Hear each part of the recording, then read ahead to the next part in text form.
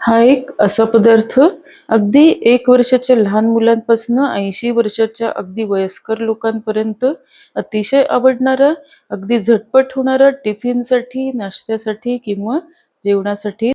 सुरुवातीला अगदी नेहमीचीच कणिक भिजवून त्याचा एक उंडा अशा पद्धतीने घेतला, त्याची एक पोळी लाटली, त्यामध्ये एक स्लाइस चीजची अशी मध्ये ठेवली. यानंतर बाजूने थोडंसं तूप घातलं. हे तूप घातल्यामुळे मसाले सगळे जे आपण त्यावर घालू ते सगळे चिकटून राहतात.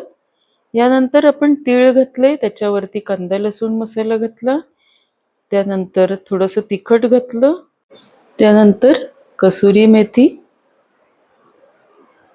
आणि यानंतर बरोबर चौकोनी आकारामध्ये आपण ते सगळ्या बाजू या फोल्ड केल्या,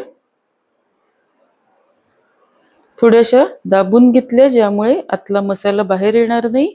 अशा पद्धतीने चौकोनी आकाराचं आपण हे तयार केलं आणि त्यामध्ये थोडंसं गव्हाचं पीठ लावून ते लाटलं. आता हे तव्यावरती आपण भाजायला ठेवलंय. हे दोन्ही बाजूनी व्यवस्थित भाजून घ्यायचं आहे. थोडंसं तेल किंवा तूप हे दोन्ही बाजूनी लावायचं आणि त्यानंतर आपण बघू शकतो इथे टम्म फुगलेला आहे. हा पराठा पण म्हणू शकतो, चीज पराठा, किंवा तुम्ही काय नाव द्याल याला कॉमेंटमध्ये नक्की सांगा. इथे आपण हा दोन्ही बाजूने तूप लावल्यानंतर अशा पद्धतीने छान टम्म फुगलेलं आहे. आता याचे आपण असे 2 भाग करून घेतले. आपण इथे बघू शकतो अतिशय हे छान टेस्टी असा हा पदार्थ. हे आपण आतमध्ये अगदी या पद्धतीने पॉकेट तयार होतं. वरून थोडंसं आपण तूप घालायचं आहे. अजून एक आपण बघूयात कसं बनवायचं ते. तिखट, थोडंसं तीळ, कांदा लसूण मसाला, कसुरी मेथी हे सगळं घालून त्यानंतर फोल्ड करायचं आहे चौकोनी आकारामध्ये.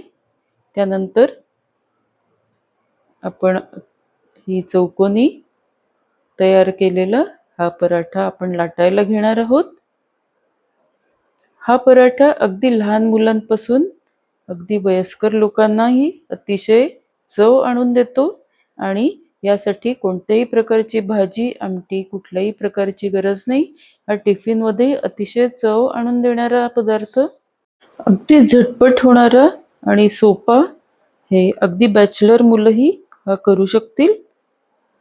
प्रवासामध्येही आपण हा नेऊ शकतो. टिफिनसाठी, नाश्त्यासाठी किंवा जेवणासाठी हा आपण करू शकतो. चॅनलला लाईक, शेअर, सबस्क्राईब नक्की करा. धन्यवाद.